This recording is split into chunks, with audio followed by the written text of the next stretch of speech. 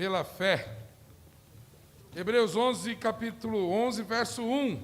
Ora, a fé é a certeza daquilo que esperamos e a prova das coisas que não vemos.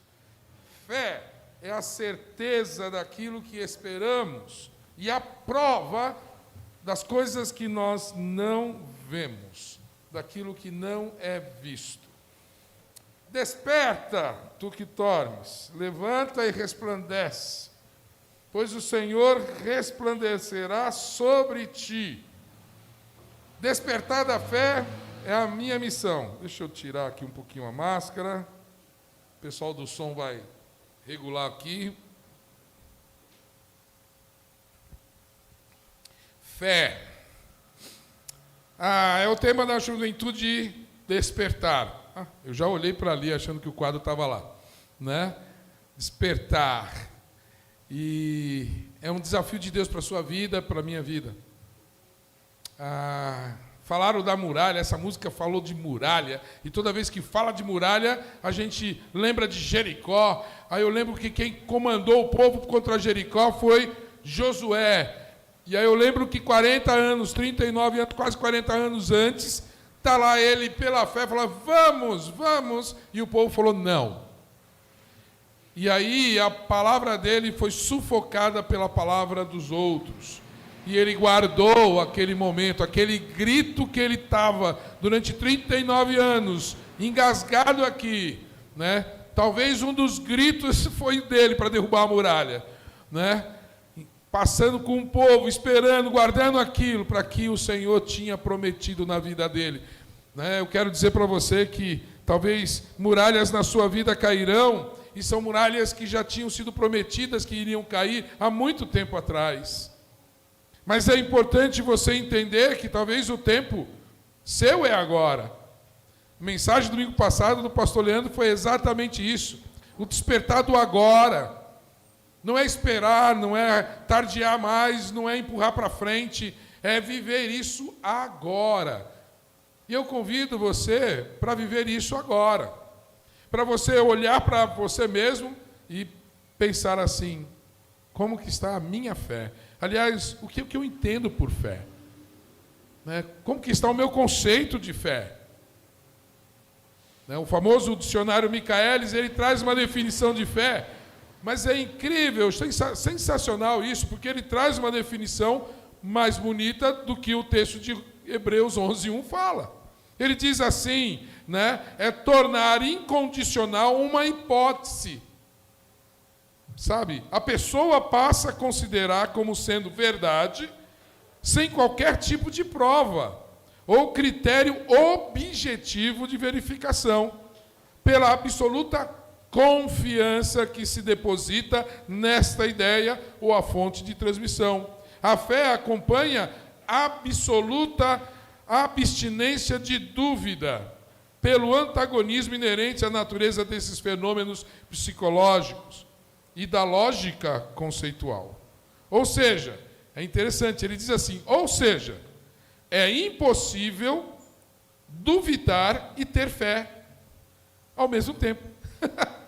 Olha que incrível, é impossível duvidar e ter fé ao mesmo tempo. Você não pode ter dúvidas e fé ao mesmo tempo, porque fé é a certeza. Então, a certeza, ela prevalece diante da dúvida. Sabe? É um substantivo feminino. E aí, às vezes, a gente usa como substantivo em nossas vidas. E talvez você esteja substantivando a sua fé, transformando ela em um objeto, em algo visível, mas estático.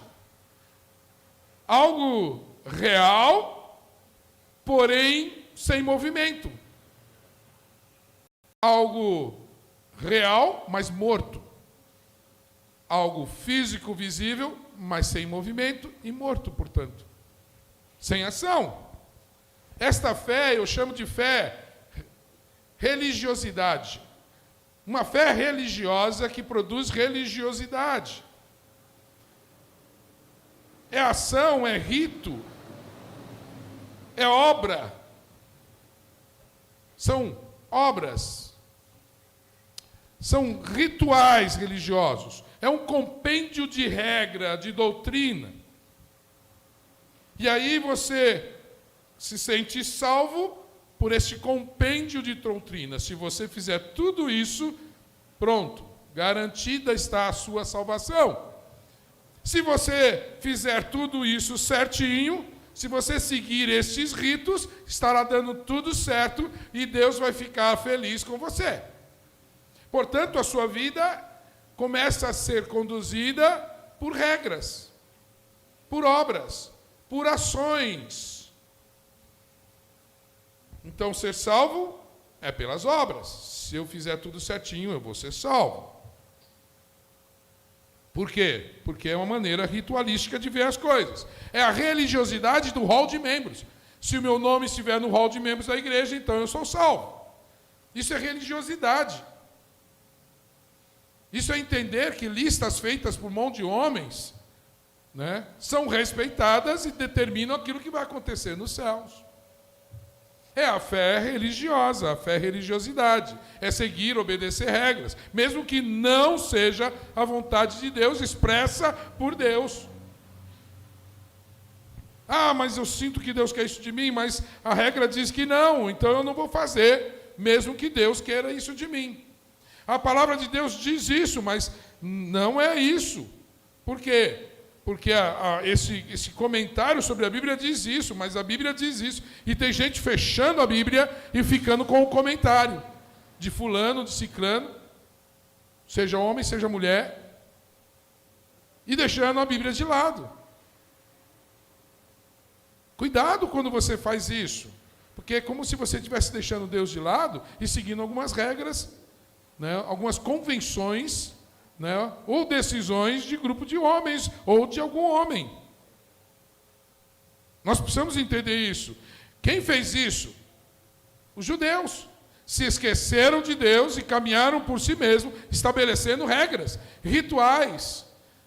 Partiram de Deus, porém foram para os seus próprios caminhos. A ponto de o quê? De não conseguirem ver, enxergar e reconhecer Jesus Cristo como Messias. Não, o Senhor não é Messias, porque não está escrito aqui nesses comentários, mas está nos profetas, mas não está aqui nos comentários, né, escritos pelos saduceus, pelos fariseus, pelos escribas. Não está aqui. Vamos nos reunir.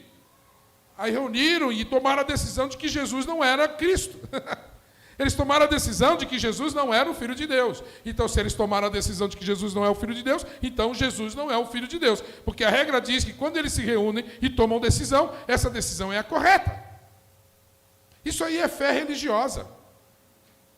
Isso aí são estruturas mantenedoras de um poder religioso. Foi assim que se afastou dos planos de Deus o povo de Deus.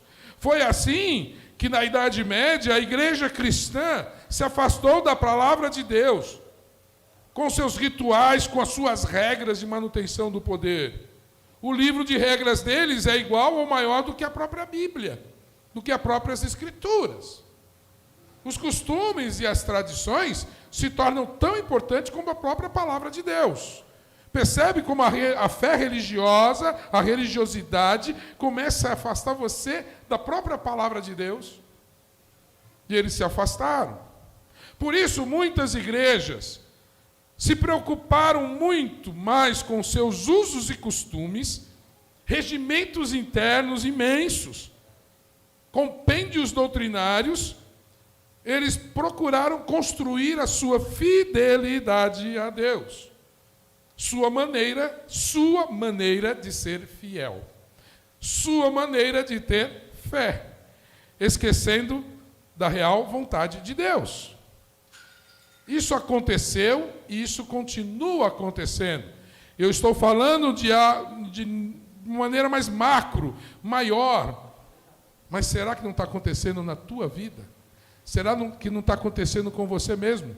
Você criou conceitos e você vive pelos seus próprios conceitos. E você estabeleceu os seus princípios de fé. E fala, se eu sentir isso, então é que eu estou tendo fé. Se eu fizer isso, então eu estou vivendo pela fé. E parou de consultar a Bíblia, parou de conversar com Deus. E aí você segue pelos seus princípios, pelos seus ritos de religiosidade, que acabam te afastando. Esta fé você precisa identificar, porque esta fé mantém você morto, esta fé mantém você adormecido, esta fé mantém você com os olhos fechados e você não consegue ver. Esta fé mantém os seus ouvidos fechados e você não consegue ouvir. Por isso que o Apocalipse diz, aquele que tem ouvidos, ouça. Aquele que tem ouvidos, ouça. Aquele que tem ouvidos, ouça. Mas a gente põe tampões nos nossos ouvidos. E esses tampões é uma fé religiosa, é uma fé religiosidade. São conjuntos de decisões que eu tomo, que acabam tampando meus ouvidos e eu acabo ouvindo só eu mesmo. Eu não consigo ouvir os outros. Não é assim? Você escuta você mesmo, você acaba ouvindo a sua própria voz interna e você não consegue ouvir a voz de Deus. Você não consegue ver a voz de Deus, ver as ações de Deus. Você não consegue sentir Deus na sua vida. O Velho Testamento só aparece 2 vezes a palavra fé. E os estudiosos entendem que mesmo nessas 2 vezes, tanto em Daniel como em Abacuque, Deuteronômio, e Abacuque, eles têm um significado de fidelidade, ou seja, agradar a Deus obedecendo aos mandamentos de Deus. Então, toda uma estrutura foi montada nesse princípio de fidelidade, ou seja, eu faço um conjunto de coisas que agradam, então eu tenho que obedecer e isso vai agradar a Deus. E isso foi me afastando do próprio Deus, nos afastando do próprio Deus. Eu quero levar você a pensar o seguinte, fé, você não consegue definir fé, substantivo, sem palavras que são verbos. Vamos lá, o que é fé para você? É confiar, confiar é verbo. Fé para você é crer, então é verbo. Qual que é verbo? Fé é esperar, então é verbo, né? Você percebe que para você conseguir traduzir ou explicar a palavra fé, você tem que usar verbos. Então, fé é ação, fé é movimento, fé é atitude em movimento, são as obras em movimento. Mas que obras? As obras movidas pelo próprio Deus em você. A palavra de Deus, em Salmo, diz, alguns confiam em carros e cavalos, nós, porém, confiamos no nome do Senhor. Eles caem, mas nós nos erguemos e estamos firmes. Confiamos no nome do Senhor. No Novo Testamento, a palavra fé, ela recebe uma importância tremenda, porque é a nova aliança. E aí Deus vem assim e fala assim, eu vou corrigir tudo aquilo que aconteceu, tudo aquilo que foi construído e que levou o homem a se afastar de mim, eu quero renovar agora, no ensino novo, numa nova aliança com vocês. É a aliança de confiar, de crer, é pela fé. E aí ela aparece, e aparece 240 vezes no Novo Testamento. Sabe? O substantivo do Velho Testamento, ele é ultrapassado pelo verbo do Novo Testamento, pela ação, pelo movimento do Novo Testamento, porque Deus amou o mundo de tal maneira que entregou o seu próprio Filho a todo aquele que crê, e aquele que crê terá vida eterna. Sabe, esse crer que te move mais perto de Deus, não para longe de Deus, que te aproxima a uma comunhão mais íntima com Deus. Aquele carcereiro que chega e fala assim, como posso ser salvo? Creia, creia no Senhor Jesus Cristo e será salvo, tu e a tua casa. Percebe esse mover do crer, esse movimento de uma ação, de uma decisão de fazer algo, de ir na direção de algo. É uma ação relacional. Confiar em Deus é mais importante que confiar em homens. Concordo com você, né? Mas você precisa ouvir dos homens. Peçam Deus na sua vida. Crer em Jesus é crer naquele que foi enviado por Deus. Aquele que foi ungido de Deus. Crer em Jesus é crer não diretamente em Deus, mas naquele que foi enviado por Deus na sua vida. Jesus Cristo. E Jesus diz assim: quem ouve as minhas palavras e crê naquele que me enviou tem a vida eterna. Aí diz assim: como que eu posso crer em Deus se eu não creio no seu Filho? É este o caminho que eu faço. Eu preciso de alguém revelando Deus em minha vida. Jesus Cristo é esse que se revela a Deus, pois o Verbo que era Deus se transformou, e nós vimos a sua glória, a glória como um do unigênito do Pai. E Jesus, que era Deus, não teve o fato de ser igual, ser Deus por usurpação, mas se humilhou em forma humana, em forma de servo, como servo em homem, como homem morreu e como morte na cruz. Mas aquele que se humilhou foi exaltado. Aquele que morreu ressuscitou. E é esse que revela Deus a cada um de nós. Então nós cremos, a nossa fé, ela precisa desse movimento de crer, né, de agir em relação a Jesus Cristo. O Evangelho de João, ele coloca fé ligado a um sufixo que é em. Ele nunca coloca fé por fé mesmo. Ele coloca fé em Jesus. Esse movimento não é sentir fé, não é alguém ter fé em Jesus. Esse movimento em Jesus é o Evangelho de João. Quando Deus nos coloca em submissão a homens e mulheres, confiar neles é como confiar em Deus. Por isso que Paulo chega e fala assim: sede meus imitadores como eu sou de Cristo Jesus.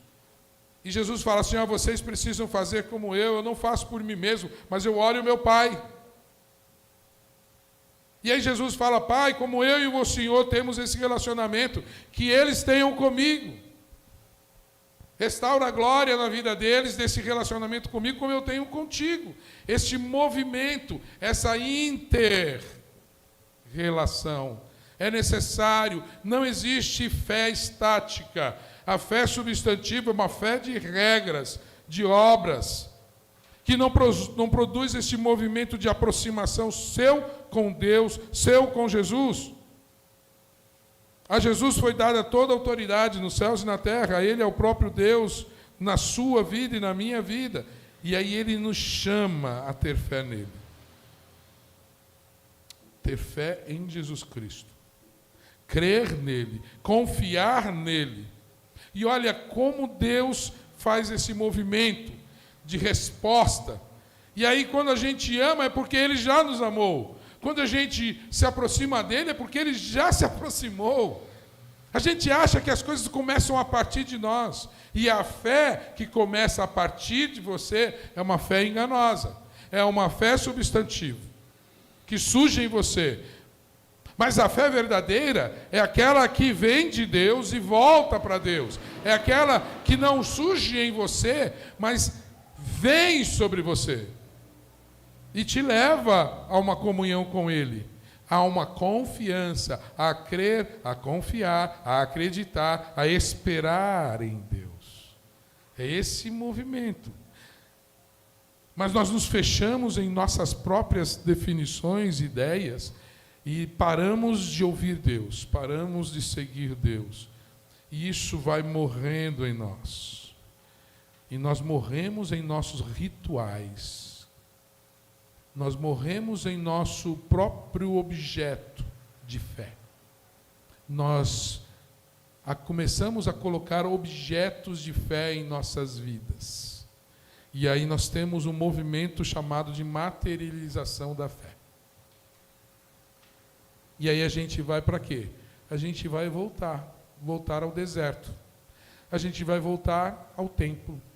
A gente vai voltar à sinagoga. A gente vai voltar, ao templo feito por mãos de homens, onde Deus não habita. A gente vai voltar a acreditar que Deus habita em objetos. A gente vai voltar a acreditar que basta manter uma Bíblia aberta e a presença do Senhor será sentida no meu lar. A gente vai voltar a acreditar que cruz determina a santidade. A gente vai voltar a acreditar que roupas determinam a santidade. É assim que acontece. Então a nossa fé passa a ser religiosidade, passa a ser um substantivo, e não um verbo em movimento. Algo em ação, algo que se atualiza, algo que se renova a cada dia, algo que tem a misericórdia do Senhor, a bondade do Senhor, algo que tem um próprio Deus envolvido nisso. O próprio Senhor Jesus Cristo caminha junto conosco no processo de termos fé. E aí Ele confia, Ele traz, Ele entrega para a gente. Jesus tem delegado isso a cada um de nós. Jesus é que nos dá fé. Jesus que nos faz isso, que nos revela e nos leva a crer. E se Ele não se revelar, nós não temos como perceber Ele, não temos como ver Ele. Por isso que Ele fala, vocês me amam, mas antes eu te amei. Vocês me escolheram, mas antes eu escolhi vocês. A iniciativa é minha, o movimento é meu. Vocês apenas seguem nesse movimento. E vocês precisam perceber aonde está o Senhor te movimentando. Foi muito... Essas Olimpíadas têm tanto exemplo, Tem tanta história bonita nessas Olimpíadas, muita. E vai ter mais, porque vai chegar as Paralimpíadas aí, que serão outras superações, talvez até maiores do que a que a gente já viu. Mas a das meninas na vela, que o pai dela falou assim, eu não entendi o que ela fez. Todo mundo foi para um lado e elas foram para o outro. O pai delas, que é um dos técnicos, Torben Krael, falou assim, eu não acredito, e agora? Ele se preocupou com elas, mas elas disseram assim, a gente viu e percebeu a direção do vento. Não vejo, mas percebo. E elas foram naquela direção. E aí os ventos a conduziram ao terceiro lugar, mas conduziram ao pódio de medalha de ouro. A gente precisa entender essa condução de Deus em nossas vidas. E Jesus está ali, não somos nós, não é algo concreto apenas. Ele se manifesta no concreto, no físico, mas ele surge no coração de Deus. Ele não surge no meu e no seu coração. Ele surge no coração do nosso Deus e Pai. E Jesus fala, Ele é Pai, é Ele que eu sigo. E aí eu quero abrir um parênteses aqui, hoje é dia dos pais, E eu tenho falado muito sobre isso, sobre patriarcado, mas o patriarcado bíblico, sabe? O patriarca bíblico, o conceito de pai bíblico. O pai é alguém a quem podemos confiar, é alguém em quem podemos colocar a nossa fé. Esse é o pai que a Bíblia ensina. Esse é o verdadeiro patriarcado. Esse é o Deus, Jesus, e é Jesus, seu Filho, que nos ensinaram como ser pai. Esse relacionamento, esse movimento de valorizar o Filho, de investir no Filho e receber dele de volta. E esse relacionamento filial é puro, é perfeito e é plano de Deus para as nossas vidas. A sociedade que deturpou, a igreja deturpou isso. A religiosidade deturpou o patriarcado.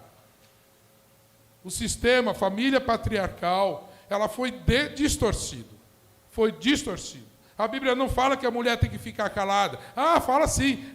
Fala sim, naquele textinho lá de Paulo, e depois você tem que estudar esse contexto onde ele fala isso.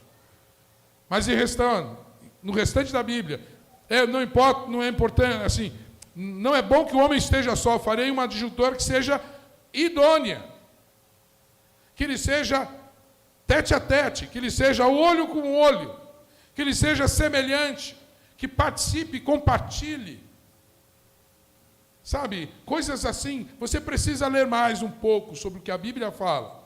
E, infelizmente, muitos têm distorcido, e a sociedade está rejeitando a Deus como Pai, por causa dessa distorção. Fecha aspas aqui, vamos voltar para o texto, vamos voltar para o tema, né? Então, fé é o verbo, fé é crer, é confiar, é esperar, é movimento, é uma ação interna e externa de entrega. Fé, esse deslocamento na direção de Deus, na direção de Jesus Cristo. Usar a palavra fé e não viver pela fé não adianta nada. Não adianta você colocar fé no teu carro, fé na tua camiseta, fé na tatuagem do seu corpo, fé no seu boné. Legal, bonito, vai ser uma arte esteticamente legal, mas e aí?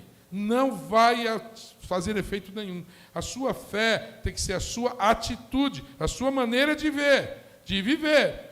Usar a fé como palavra e achar que essa palavra tem poder para transformar, você está enganado, você está pensando em fé substantivo, você está pensando em fé objeto.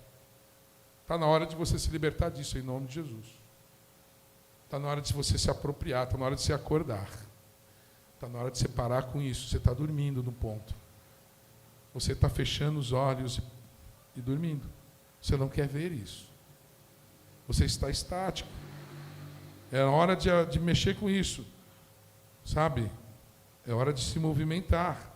É hora de se mexer, porque fé é movimento, é ação. É relacionamento com Deus. Os que confiam em seu próprio coração são tolos, são insensatos. Provérbios 28, 26. Para com esse negócio de se mover só pelo seu coração. O coração é enganoso. É perigoso isso. Lembra que eu falei? A fé não vem do seu coração, ela não surge na sua mente, no seu coração. Ela surge em Deus. E ela inunda o seu coração. Ela preenche a sua mente. E aí você olha para Ele e você ama a Deus sobre todas as coisas, com todo o seu coração, com toda a sua força, com todo o seu entendimento. Isso é fé. Fé não é irracional. Ela, além da razão, ela envolve a razão. Ela envolve todo o coração e sentimentos. Ela envolve todas as suas forças. E aí você direciona isso a Deus. Eu falei, então, que no Evangelho de João, crer está ligado diretamente em Jesus. E é interessante como o resumo do Evangelho de João está lá no capítulo 20, 31. Ele falou assim, muitas outras coisas poderiam ter sido escritas, mas estas foram escritas para que vocês creiam que Jesus é o Cristo, o Filho de Deus. Todas essas foram escritas para que vocês tenham fé em Jesus Cristo. Fé em Jesus Cristo. É este o movimento. Uma fé que se move em direção a Jesus. E é necessário entender isso. Uma fé que produz transformação, que mexe com a sua vida, mexe com a minha vida, mexe com a sociedade. É a fé que é a Bíblia. A fé bíblica faz isso. No Novo Testamento, existe Hebreus comentando sobre fé. O escritor de Hebreus, eu li Hebreus 11, capítulo 11, verso 1, logo na abertura da minha mensagem, no início da minha mensagem. Ora, a fé é a certeza daquilo que esperamos, a prova daquilo que nós não vemos. E aí ele fala, pois por meio dela, da fé, os antigos receberam, né, bom testemunho. Pela fé, entendemos que o universo é formado pela palavra de Deus, de modo que aquilo que se vê não foi feito do que é visível. E aí no verso 6 ele diz, sem fé é impossível agradar a Deus. Pois quem dele se aproxima precisa crer que ele existe Crer que Ele é galardoador daqueles que o buscam. Percebe? Crer que Ele existe, crer que Ele responde.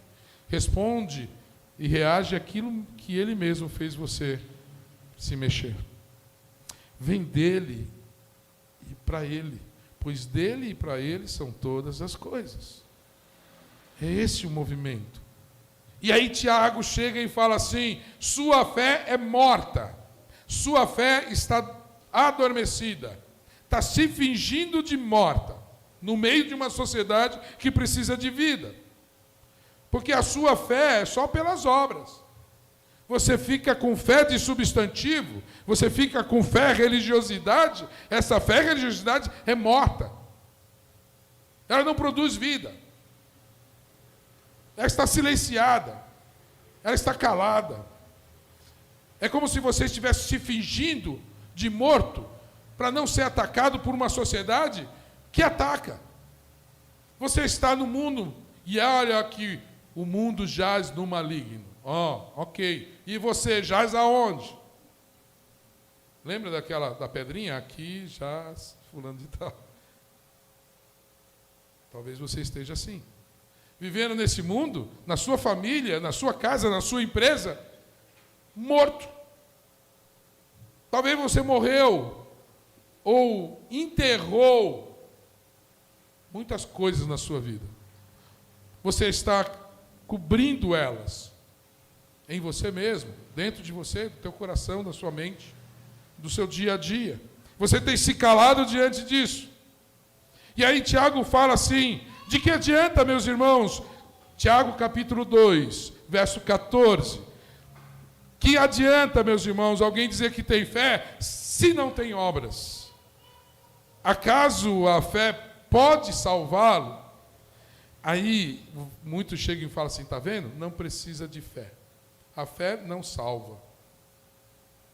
Aí o que ele está falando? Ele está falando dessa fé objeto. Não dessa fé movimento. Não da fé que o Novo Testamento apresenta. Não da fé que João, os evangelhos apresentam. Crê em Jesus. Porque crer em Jesus, ele produz. Crer em Jesus salva, porque todo aquele que crê é salvo.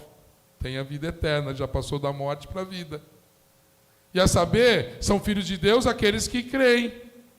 Creem no nome do Cordeiro, no nome de Jesus Cristo. Então, se você tem fé, mas essa fé é objeto, ela não te leva a Cristo. Porque ela não é um movimento, ela não é um verbo. E aí Tiago fala: vocês precisam da fé que é verbo, da fé que gera obras, que gera atitudes, decisões, a fé que faz você sair de onde você está. A fé que faz você realizar coisas, realizar a tomada de atitude, se mover, não ficar inerte, morto. No verso 18, Tiago diz: mas alguém dirá: você tem fé? Eu tenho obras. Mostre-me a sua fé sem obras, e eu mostrarei a minha fé com as obras. Você crê que Deus existe? Que há um só Deus? Você crê nisso? Parabéns. Os demônios também creem. E eles estão mortos. Eles estão no inferno, condenados à destruição total. E eles creem que há um só Deus. E, aliás, eles conhecem Deus. Refrescando sua memória, os demônios são aqueles anjos do Senhor caídos, que se rebelaram contra Deus. Então, eles conhecem Deus, mais do que você e eu. Porém, não creem. Os homens conhecem Deus, e tem um monte de homem conhecendo Deus, mas não crê. Não tem esta ação e este movimento de se aproximar.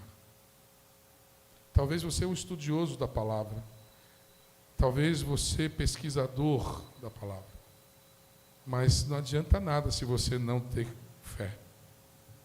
Porque é apenas pela fé. É apenas por esse movimento de crer, de confiar, de se entregar, de esperar no Senhor, não em si mesmo. Eu te convido a isso. Tiago te convida a isso. E ele fala assim, se você pensa deste outro jeito, insensato, você é louco. Quer certificar-se que a fé sem obras é inútil. Pois a fé e obras, elas andam juntas. A fé e atitudes e decisões andam juntos. Não separe isso. Não separe isso. Por isso que muitos dizem que são cristãos, mas agem como não cristãos. Falam, mas não vivem. A fé para eles é uma palavra. Não é um verbo.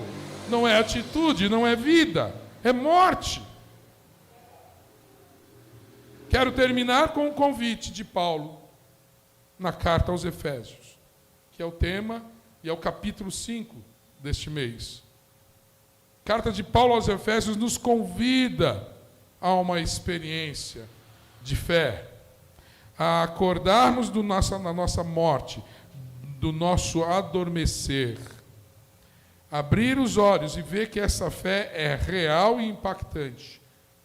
Ela não é um sonho. Ela não é irreal, ela é real. É uma carta que Paulo escreve da prisão. E ele escreve como se fosse um tratado a todas as igrejas. Inclusive, os manuscritos mais antigos não têm carta aos Efésios. Simplesmente uma carta. E alguns dizem que ele até tinha escrito até para a Laodiceia, não para os Efésios. Mas isso aí é uma suposição.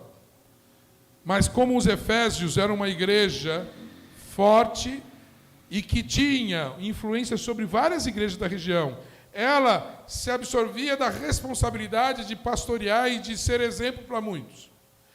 E aí recebeu esta carta e replicou elas em muitas igrejas. Muitas igrejas. Então esta carta é meio que um tratado de Paulo. Depois você leia com calma sobre a igreja. Quem é a igreja? Quem é a nova, o membro dessa igreja? Que é dessa nova vida em Cristo? Sabe? E ele vai falar que realmente foi escolhido por Deus para pregar aos gentios e pregar essa igreja que o Senhor estava formando, um novo povo, uma nova aliança no sangue de Cristo Jesus. E no capítulo 5, aí ele vai falar um pouquinho algumas coisas. O portanto de Paulo, toda vez que você ler uma carta de Paulo e escrever portanto, ele está concluindo todo um pensamento anterior. Então é muito bom você ler o anterior, eu não vou fazer isso agora, mas leia o anterior e aí você continua lendo. Porque esse portanto, ele não está iniciando, ele está concluindo uma ideia. Ele já havia falado sobre os filhos da luz, ele já havia falado sobre tudo isso. E aí ele chega e fala, portanto, capítulo 5, sejam imitadores de Deus, como filhos amados, vivam em amor, como também Cristo nos amou e entregou por nós, como oferta e sacrifício, né? O aroma agradável a Deus. Esse é o capítulo 5 de Efésios. E aí ele continua, entre vocês não deve haver nem sequer menção da imoralidade, né, sexual, como também nenhuma espécie. E aí ele vai falando, cuidado com essas coisas. Cuidado com essas coisas. E vocês não podem viver assim. Vocês não podem agir assim. O verbo na vida de vocês não podem ser nessa direção. E aí no verso 8 ele diz assim, porque outrora vocês eram trevas, mas agora vocês são luz, no Senhor. Vivam como filhos da luz, pois o fruto da luz consiste em toda bondade, justiça e verdade. E aprendam a discernir o que é agradável ao Senhor. Não participem das obras infrutíferas das trevas, antes expondo-as à luz, porque aquilo que eles fazem em oculto, até mencionar é vergonhoso. Mas tudo que é exposto pela luz torna-se visível, pois a luz torna visíveis todas as coisas. Por isso é que foi dito, desperta, ó tu que dormes, levante-te dentre os mortos, e Cristo resplandecerá sobre ti. Muitas vezes eu citava esse texto e eu errava esse final desse texto. Eu falava assim: levanta-te e resplandece, porque eu pego uma palavra do Velho Testamento. Mas o texto não diz isso. Levanta tu que dormes, levanta-te dentre os mortos, e Cristo resplandecerá em ti. É Cristo em nós. Não é uma luz que é minha. Cada um tem a sua luz. Que lindo isso. Sim, cada um tem a sua luz, mas essa luz é Cristo. É Ele que quer brilhar. Mas cada um tem o seu brilho. Concordo, cada um tem o seu brilho. Mas quando a Bíblia fala dessa luz, é a luz de Cristo em nós. Ela não fala que nós temos um brilho. Ela fala que nós refletimos a luz de Deus. A Bíblia fala que nós recebemos esta luz de Deus. E Ele resplandecerá em nós. Há uma convocação por uma vida reta, santa, sem impurezas. No mundo cheio de impurezas. Há um convite para nós não sermos iguais, mas nós realmente vivermos esse mundo como luzeiros. E Jesus disse: vocês são a luz do mundo. Mas ele fala isso depois que ele acende essa luz. Porque ele diz assim: eu não acendo uma luz para esconder essa luz. Eu não salvo uma vida, eu não tiro da morte. Eu não resgato das trevas para a luz para apagar. Mas pelo contrário, para que ela brilhe intensamente cada vez mais. Porque eis que vou para o Pai e vocês ficam, e vocês vão fazer obras maiores do que estas. Eu deixo para vocês a minha luz, e eu vou resplandecer sobre vocês. E vou continuar. E vocês vão brilhar, e farão obras maiores do que eu já fiz aqui na terra. É isso que Ele nos chama, é o convite dEle. Então para de dormir, para de se esconder, para de fingir que você não é. Está na hora de acordar. Abra os teus olhos, levanta o teu corpo, e levanta dentre os mortos. Se levante dentre os mortos. Acorde. Vocês estão parados, improdutivos, sem vida, como se fossem mortos, fingindo de mortos às vezes. O pior é isso. Alguns estão realmente sentindo e se entregando a isso. Outros estão fingindo para não serem reconhecidos. O que você vai ganhar disso, fingindo? Você vai ganhar reconhecimento do mundo? É isso que você quer? Que o mundo te reconheça? Que o teu patrão te reconheça? Você quer que ele ainda ache que você é mentiroso porque ele gosta de gente mentirosa? Para com isso. Você está colocando a sua confiança nele. Você está colocando a sua confiança em outros que não seja Jesus Cristo.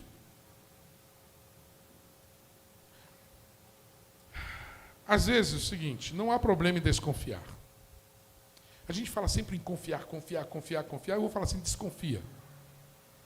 Eu vou falar assim, não confia. Sabe, desconfia de quem é mentiroso. Desconfie do diabo. Desconfie de pessoas mentirosas. Desconfie. Não confie neles. Sabe? Não confie naqueles que não andam com Cristo. Não confie. Ai daquele que confia, do homem que confia no próprio homem. Ai daquele que confia no seu próprio coração, porque o coração é enganoso. Cuidado, desconfia. Você precisa ser desconfiado. Você precisa retirar a sua fé. Você precisa se afastar. Lembra que eu falei de verbo, de movimento? Que fé é um movimento de aproximação? Então eu diria para você, não se aproxime da mentira, não se aproxime do engano, da falsidade, se afaste. E quando eu falo para você se afastar, é desconfiar, é tirar a fé, é parar de crer naquilo. Sabe? É parar de esperar naquilo. Você está esperando naquilo que nunca você vai receber.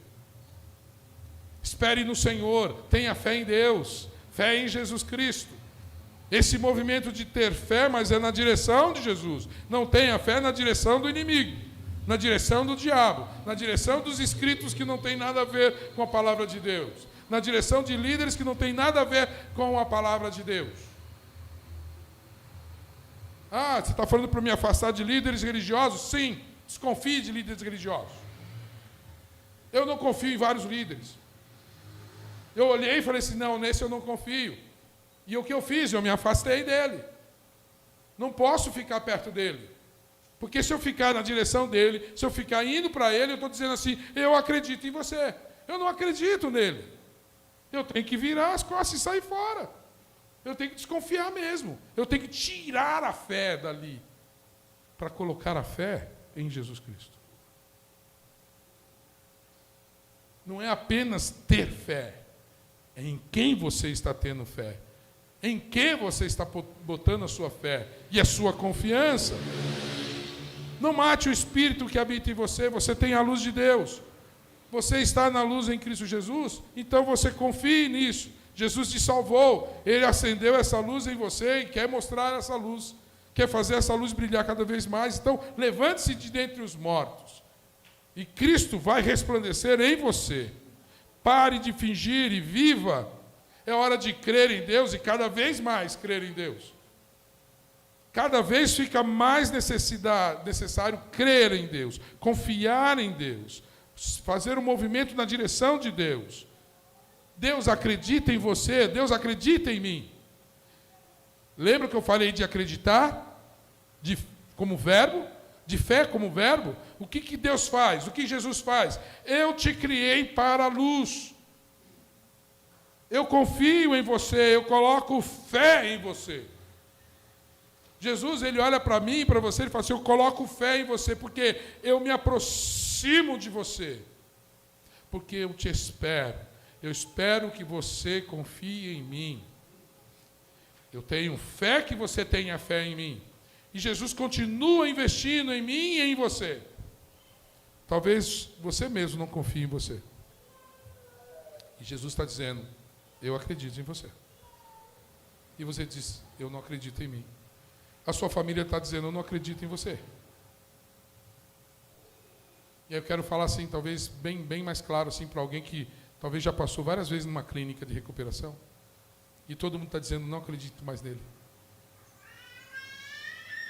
Mas Jesus está dizendo, eu acredito. Eu acredito em você. Por isso eu me aproximo de você e Jesus está se aproximando de você e de mim. Você acredita em Deus? Você acredita em Jesus? Então acredite nele e você vai passar a acreditar em você mesmo. Sabe, quando você crê em Jesus e Jesus está em você, você começa a crer em você. Você começa a ter confiança em você mesmo. Porque Jesus está em você. E Ele te mostra que está em você. E você fala assim, eu posso. Em Jesus Cristo, eu posso. Não é o que está escrito na Bíblia? Tudo posso naquele que me fortalece. Em Jesus, tudo posso. Em Jesus, eu sou mais do que vencedor. Ótimo, é isso mesmo. Eu não estou falando para você crer em você mesmo quando o Espírito não está em você, quando Jesus não está em você. Mas quando Jesus está em você, crê em você mesmo. Ou você não sabe que você tem a mente de Cristo. Ou você não sabe que você é o templo do Espírito Santo. Ou você não sabe que Deus habita em você. Está na hora de lembrar disso. Está na hora de lembrar que você é a habitação do Espírito Santo. Observe, desconfie daquilo que não é de Deus. E se entregue àquilo que é de Deus. E você é criação de Deus. Você foi criado para as boas obras. Você foi criado para a luz. Mas o pecado tirou você e lançou você nas trevas. E se você crer em Jesus Cristo, Ele te tira das trevas para a sua maravilhosa luz. Ele tira você da morte para a vida eterna. Ele tira você do destino de destruição para uma nova vida. Ele tira você da desvalorização, da humilhação e te traz valor e glória. É isso que Jesus faz com você. E Ele quer fazer isso com você. Então, desperta você que está dormindo para um novo momento com Deus, para um novo tempo com Deus. É hora de fazer a diferença. É hora de crer em Jesus, se aproximar dEle. E é confiar em quem Jesus confia. Ele confia em você. E você precisa confiar nele. Creia em você e no que Jesus está operando. em você e através de você. E quando você começar a se levantar, Cristo resplandecerá em você. E verão a sua luz. E darão glória ao meu Deus e Pai. É assim que Ele quer fazer com você. Amém? Pai querido, Senhor Deus, obrigado, Senhor, por acender esta luz em nós, por tirar o pecado e as trevas que nos dominavam, Senhor. Obrigado, Senhor, por tirar a condenação que estava sobre nós. Senhor Deus, mas eu sei que o Senhor quer algo mais do que isso. A sua obra não terminou. A sua obra continua acontecendo. Esta obra de glorificação, de manifestação do teu reino. Senhor Deus, essa glória do resplandecer de Cristo em nós. Precisa, e eu sei que é isso que o Senhor deseja que aconteça. Quero te agradar, Deus, e só há uma maneira, é só pela fé que podemos te agradar. É só por esse movimento de se aproximarmos e nos parecermos mais contigo. Esse movimento de levantar os nossos corpos, de se mexer, de tomar decisões que agradam ao Senhor, de tomar posições na sociedade que agradam ao Senhor, sempre com o teu amor, sempre com a tua misericórdia, com a tua bondade, manifestação do teu Santo Espírito, manifestação do fruto do Espírito, dos dons do Espírito, Senhor Deus. Queremos viver no Espírito e sentir esse resplandecer do Senhor. Que famílias vejam isso acontecendo através de cada um aqui. Que empresas vejam isso acontecendo. Que filhos vejam isso nos seus pais. Que os pais vejam isso nos seus filhos. Que casas em trevas experimentem a tua luz. Que as calçadas experimentem a tua luz. E que aqueles que ainda estão em trevas experimentem a tua luz. Percebam, desejem, confiem, creiam, tenham fé. Nos acorda, Deus, para o novo momento. Acorda este que está me ouvindo, essa moça, esse moço, Pai, esse adolescente. Pai, acorda este adulto que está se escondendo dentro de si mesmo, dentro de uma história que já passou, dentro de conceitos que construiu para si mesmo, que justificam o fato de ficar quieto. Que caiam por terra todas as justificativas de ficar quieto, se parecendo como morto. É hora de se levantar e de experimentar o resplandecer da sua glória, a resplandecente glória do Senhor sobre nós. Em nome de Jesus. Amém.